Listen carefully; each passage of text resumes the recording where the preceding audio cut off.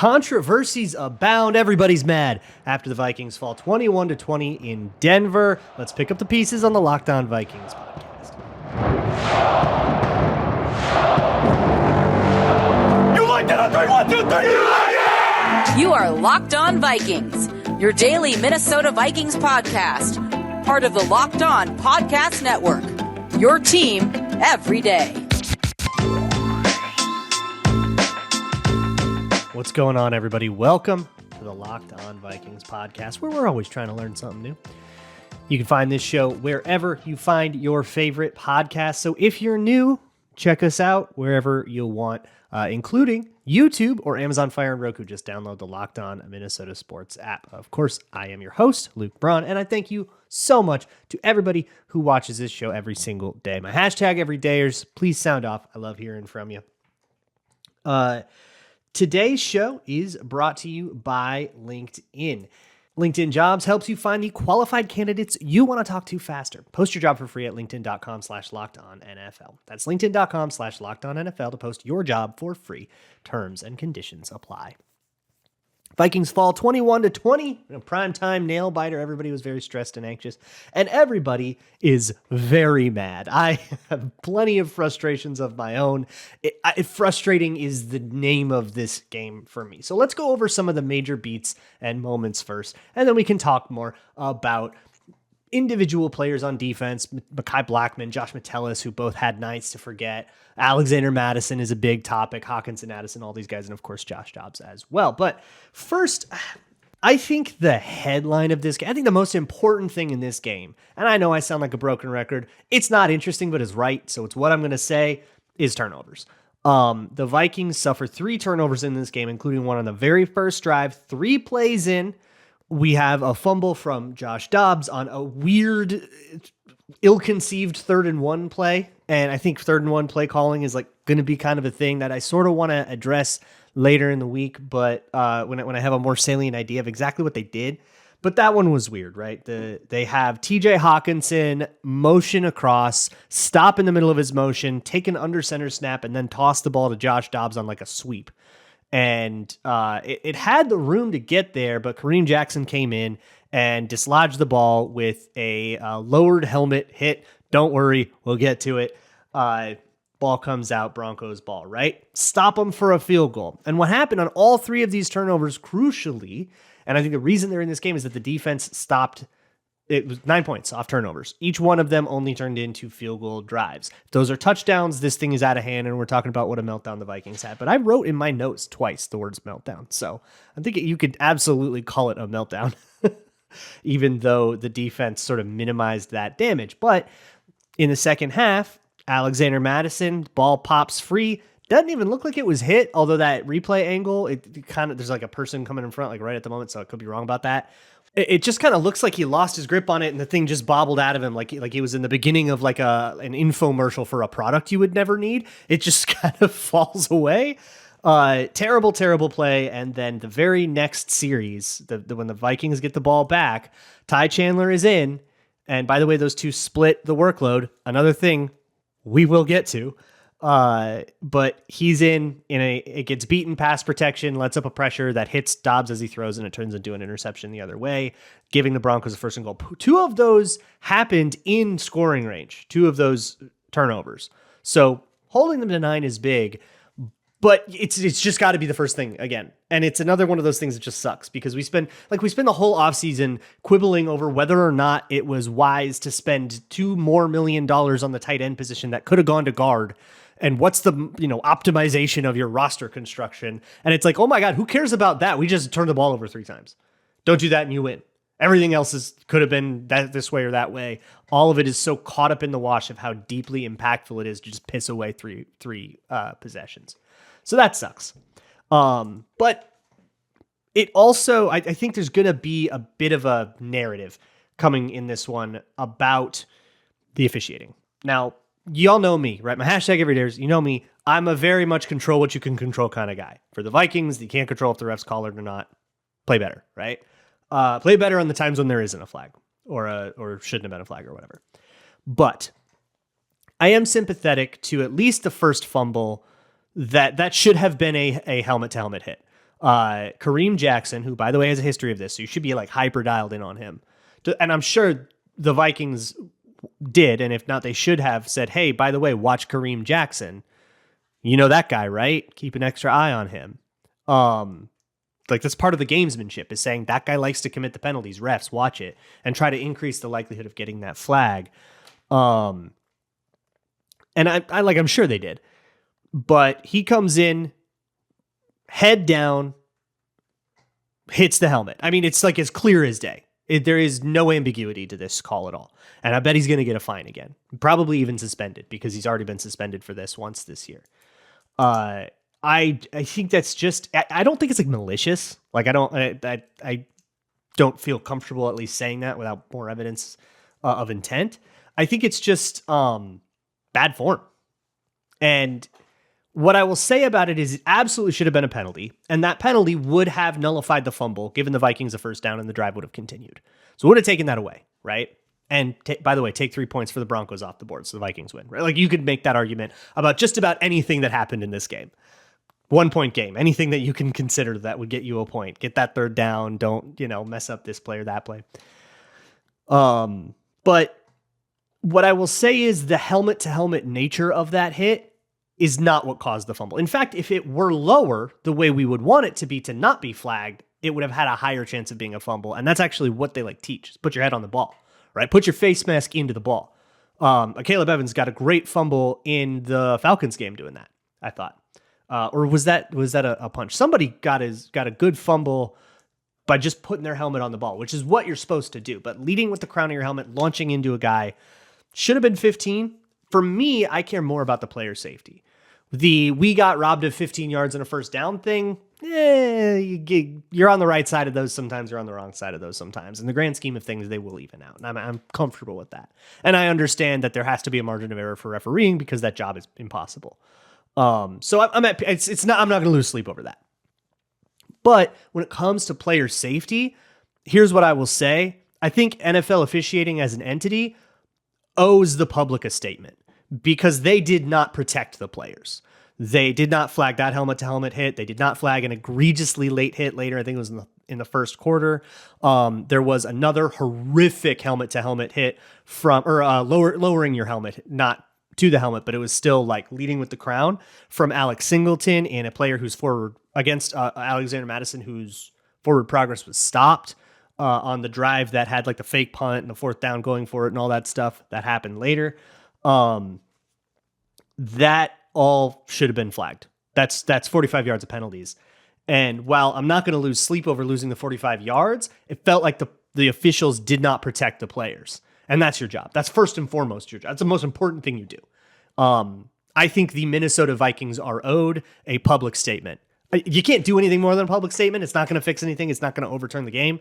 You just kind of have to take that. But I think that they are owed an acknowledgement at the very least. All of that out there. And now that I've spoken my piece, the thing is, you can't control that, right? So how do we react to it as fans, right? Because we can't control what the team does either. And I think that's one of those things that there are better places to spend your energy. If you're going to spend your energy on football, I think there are better places to spend it. So let's let that lie where it is right now and talk about things like how we feel about Kevin O'Connell's coaching job, the offense in general, Dobbs, all of that.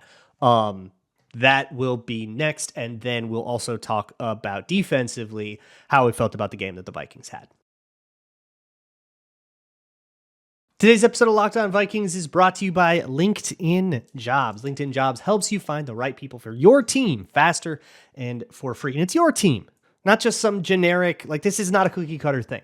And LinkedIn Jobs understands that. So they have not only the biggest pool of possible applicants available to any prospective employer, but also screening questions that help you narrow that giant pool down into the actual stack of resumes you want to pursue, because a giant stack of resumes can be so overwhelming that you need something to help narrow down for the job and what you need from it, and culture, and just the kind of applicant that you're looking for, experience level. All of that stuff is so important to be intentional about that. Shouldn't be an arbitrary process. And LinkedIn Jobs knows that. So LinkedIn Jobs helps you find qualified candidates you want to talk to faster. Post your job for free at linkedin.com/lockedonnfl. That's linkedin.com/lockedonnfl to post your job for free. Terms and conditions apply. Thanks again to everybody who makes Locked On Vikings your first listen of the day. If you are watching on YouTube, I would super appreciate it if you watched all the way through to the end for all kinds of reasons. One of them being that this will redirect you straight to the Locked On Minnesota Sports 24/7 live feed. That is this show, Locked On Wolves, Locked On Wild, Locked On Twins, all in a 24/7 feed. Kick that thing on, have it on in the background while you work, and you can just soak your brain, just bombard it with Minnesota sports content, a 24/7 feed of Locked On Minnesota sports content. Let's move on to some more specific things about this game. And the first thing that I want to go over, I guess, is maybe the most controversial. People are really upset at Alexander Mattison. And I want to be nuanced with this because I don't think that it's really hard on Twitter and on shows like this to say something that people disagree with, but say it in a way that'll get them to listen instead of just react. So this is what I plea. I think people are too crazy with Alexander Mattison. I think they're too mad. I think a little mad's okay, but I think they're way too mad. So here is my perception of Alexander Mattison's game. I think he was running really well until he fumbled. That fumble was hideous. It was awful. Kill him for it. You can say, a lot of people said in response, man, that fumble undoes everything good that he did in the whole game. And I think if that's your take, I'm not going to argue with you. I think that's fair. But I think you kind of have to hold Ty Chandler to the same thing because he made a mistake that caused a turnover as well. It just wasn't as direct by messing up in pass pro. But I think people lose me when I hear things like Mattison should be cut or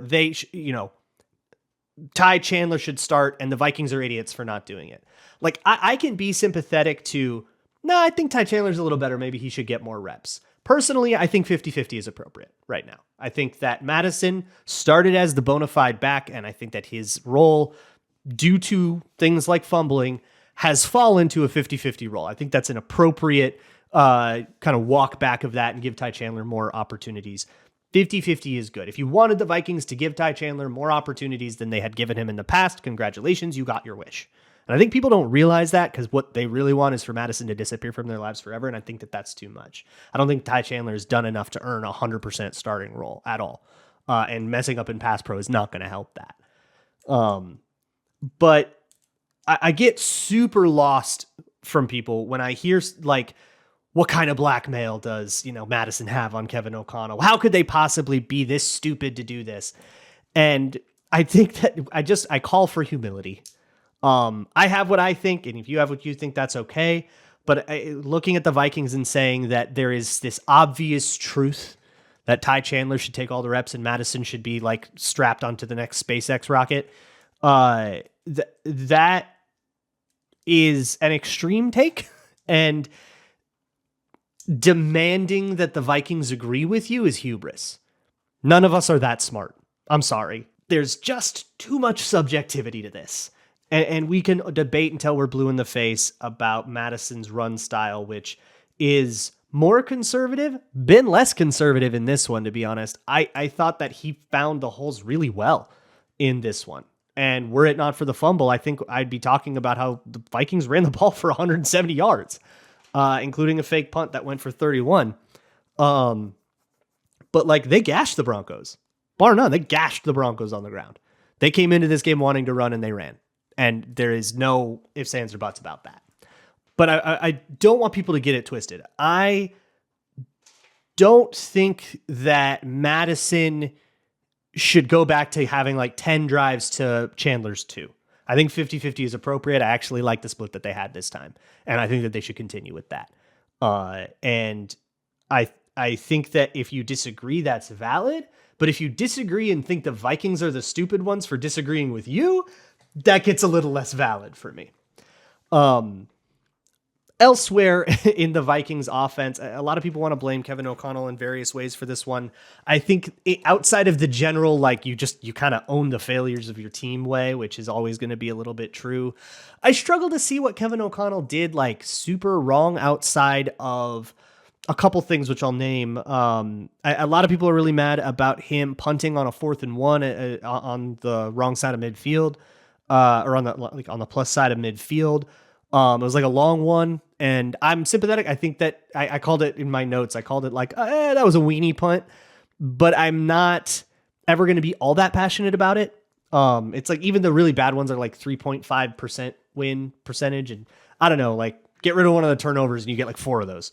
So like, I that's never going to be thing A on my list, but sure. Yeah. I disagree with that probably as much as you do. And I don't know, I think that they made some game plan errors or some like adjustment errors in the end of the game. That was more of a defensive thing, and I'll get to that when I talk defense. But I don't really see a lot from... I think O'Connell actually came in with a really good game plan. I think walking into this game and saying we're going to run at these guys is absolutely the correct decision. Looking at what the Broncos had done previously in run defense, what had happened to them last time they played a 21 personnel Shanahan team, that was Miami. I think absolutely you go into that game and say, we're going to run a lot. And by the way, we've got this like piecemeal quarterback situation. We're running a lot. I think that that's absolutely correct. I wish the backs were better. I think both backs made mistakes, and I wish they had a better one. I miss Cam Akers, and I think it's an offseason need. I don't think anyone needs Gulag. Chill out a little bit. But that doesn't mean that I think that they did well. But I also don't think that it was wrong to game plan for that. I also got a lot of people telling me about TJ Hawkinson being like, this was a disappearing act from Hawkinson. And I am super confused as to how people can say that. Like, I'm genuinely wondering how they got to that conclusion. And my best guess is, here's the deal. He led the team in targets. He led the team in receiving. He got 7 targets, 4 catches, 55 yards. That's pedestrian by his standards. It's a lower game by his standards, which I think is what is getting people to go like, where'd Hawkinson go? Because we're used to him getting like 80 yards a game, which you should think about that if you're like a Hawkinson hater and you're like, see, he's bad. He only got 55 this time. It's like, why are your standards what they are? Probably because he's really good all the time. But also there was less passing volume in this game because the Vikings came out running a lot. And guess who's blocking on all those, right? He's part of it. So the idea of Hawkinson pulling a disappearing act, I think it's also Josh Oliver had a couple of big plays and you go, well, wait, why wasn't that 87? And well, he was also on the field. It's just that Hawkinson or Oliver was the one that happened to be running that part of the route. Right. Something we get with Dobbs, who hasn't been around, is you don't get the same biases toward players that have proven more or less. Right. Brandon Powell has proven more than Jordan Addison has to Josh Dobbs. If you just have that 3-game window, that's his experience. That doesn't mean that Addison isn't a better player, but like you're not going to get the same thing that we had with like Kirk and Justin Jefferson, where Kirk Cousins would like trust Jefferson in spots that he wouldn't trust like KJ Osborne in, right? Like that dynamic isn't going to be the same. And on the topic of Josh Dobbs, kind of the same stuff that we saw, right? We saw cool scrambles and we saw really cool improvisational plays in the first half. And it felt like, oh my God, this dude is super, super cool. But what I will say is when the Broncos started figuring out contain and getting pressure with contain, right? Being able to stay in the angle of like in the escape lane you're supposed to be in while also closing space, right? You're not just parking there, but you're saying, no, you cannot get outside me and and the walls are closing in. Once the Broncos started doing that successfully, which required them to win blocks, which they did against the line, which totally crumbled at the end. So apply that adjuster however you want. But once that started happening, the scramble stuff of Dobbs, he just dissolved, man. I think the pressure just got to him. Both the pressure of the moment and the pressure of the like physical, like D-line pressure, because he was poor in the fourth quarter. Great first half, not so great second half. Kind of the same thing as the Saints game. There's a bit of a pattern going on here. On the postcast, the Locked On Vikings postcast, which you can find on the Locked On Minnesota Sports YouTube channel after each game, live with Sam Ekstrom and Ron Johnson and sometimes Luke Inman. Sam and I talked about like, what do you do with Dobbs now? And we came up with pretty similar answers, which was you go into the Bears game. I don't think you make any quarterback switches or anything. Some people said that. I think that's too much. But if he has a disaster class against Chicago, if it's just a mess, right? If he throws 3 interceptions, the Vikings lose by 2 scores, then you go into the bye and you say, maybe it's Jaren Hall time. But I think it would take like a fairly extreme result to get there. So while I've got my gripes with Josh Dobbs, and we'll talk more about them over the course of the week, I don't think that the game that he had was remotely close to bad enough to change who the quarterback is. And that's really the like actual decision calculus here is, do we go with the same guy? Yeah, we go with the same guy. Defensively, the Vikings had a pretty good day, and I want to shout out some people that I thought did well and some of the things that didn't go so well down the stretch. So we'll get into that next. Today's episode is sponsored by DoorDash. DoorDash is an unbelievably clutch thing, especially during games. You're in the middle of a game. You don't want to get up and cook. You're certainly not running out for food. You're in the middle of watching the Vikings. What are you doing for that? Order something, right? That is what DoorDash is for. It can also be a really clutch thing when you are trying to make dinner and, oh my God, I forgot this or that. I got to get that delivered right to my door conveniently, no contact if that's a thing for you, and pretty quick to boot. And it's a great way to find some of the like local ma and pa kind of places that you would never stumble upon on your own because you like don't go down that street or whatever. Fantastic stuff to find great places in your area and get their food delivered directly to your door. If you are new to DoorDash, you can download the DoorDash app and get 50% off, up to $10 value when you spend $15 or more on your first order. All you have to do is enter the code LOCKED23. That's code LOCKED23 to get 50% off up to a $10 value when you spend $15 or more on your first order when you download the DoorDash app. Subject to change, terms apply. Let's move on to the defense here on the Locked On Vikings podcast, part of the Locked On Podcast Network, your team every day. So, all in all, good day for the defense. I tweeted this out during the game. I still believe it. The defense carried its weight and then some in this one. They were put in some tough spots, a couple of really short fields for the Broncos that ended up in just field goals, minimizing all 3 turnovers like I talked about. And the Broncos had like 4 or 5 3-and-outs in this game. Never generated a turnover, which sucks, but like those 3-and-outs can kind of feel the same and have the same impact, right? You're basically just deleting a possession. A big part of that was getting success against the run, and they had ridiculous success against the run. I think when the tape clicks on, it's hard to see on the broadcast angle, obviously, because everybody's so squished together. But I think when we can really slow things down and look at the tape, I think we're going to see a Harrison Phillips masterclass. I think he really put one on, just in holding his spot, getting TFLs, a couple of ridiculous TFLs in there. But the rest of the guys in the interior as well, it should be noted, Dean Lowry got hurt early in the game with a pec injury. They're still monitoring the severity of that. But that's never great.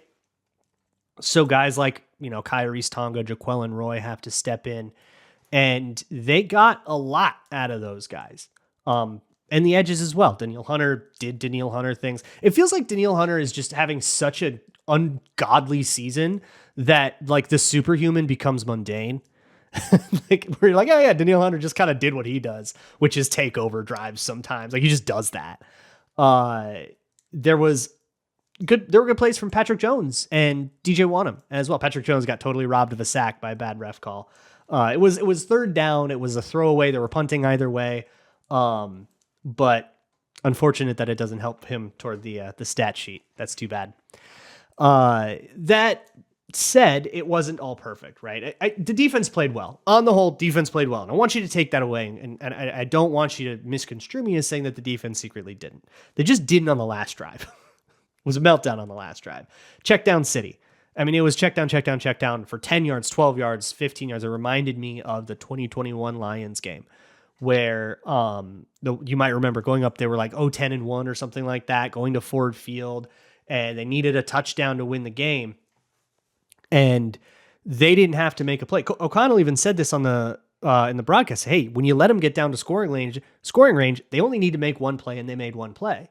And I agree with that phrasing, that framing that says like the problem is that you let them get down there. and that they should have to make 3 or 4 or 5 plays to get down there and score a touchdown on you with 3 minutes to go, needing a touchdown to get ahead.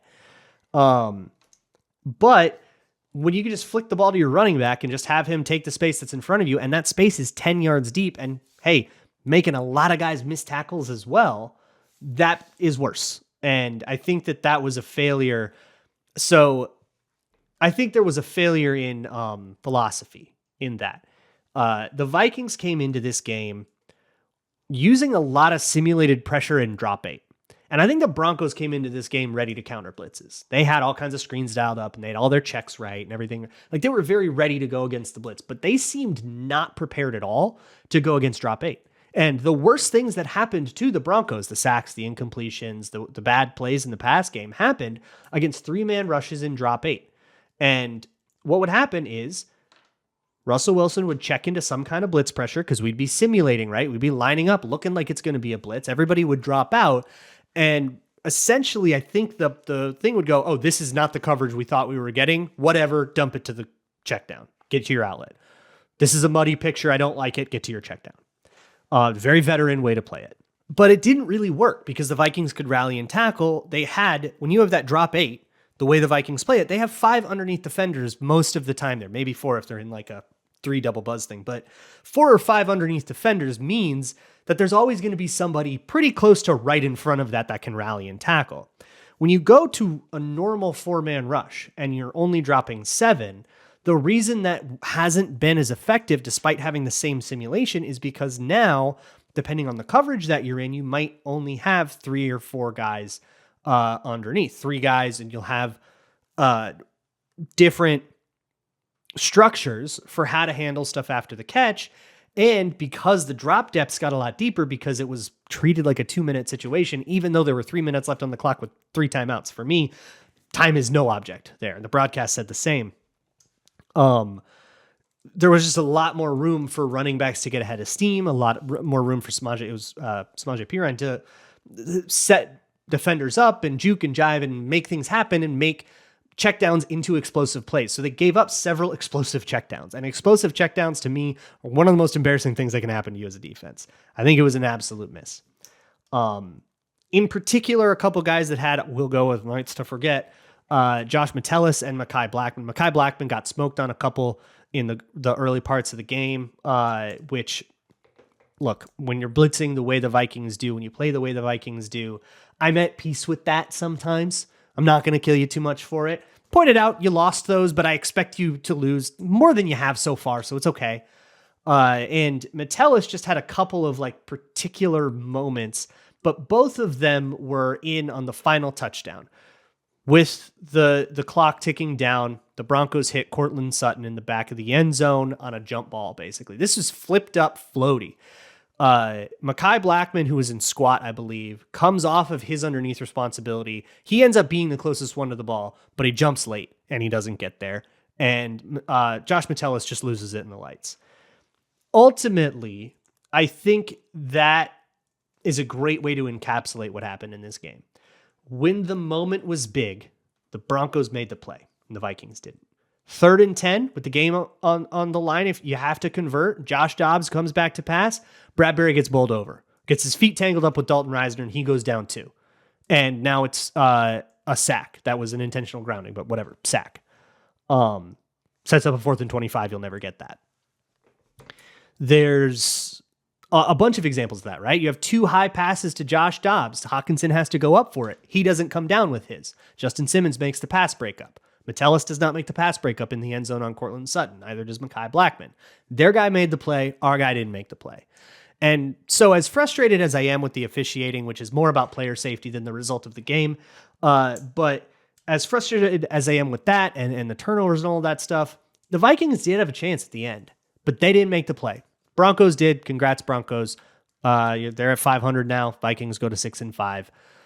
Still a lot of season left. 6-5 still has them in fairly comfortable playoff position, but the margin for error decreases, and some tough opponents on the horizon. So we'll have to take this as it comes. Next up is Chicago. Now we're back on Justin Jefferson hamstring watch, and we see if we can get him back for Monday Night Football. As a point of order, I will be traveling this week for the holidays, so the podcast schedule will be a little bit wonky. Might not do one on Thanksgiving, so might not have a Friday show, might have a Friday show, kind of depends on scheduling and internet access, because I'll be a little bit out in the sticks. So the show is going to be different, sound different, look different. I'll get them out though. So I love you. Hope you all have a great holiday. And as always, Skol.